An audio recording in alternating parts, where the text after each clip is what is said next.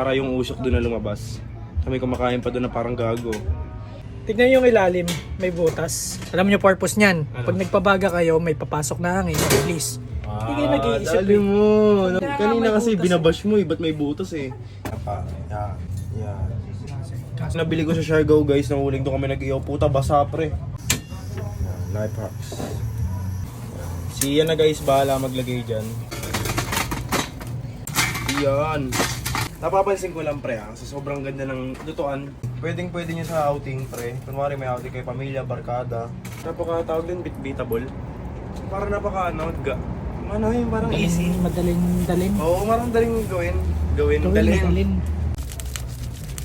Eh na guys, malakas na.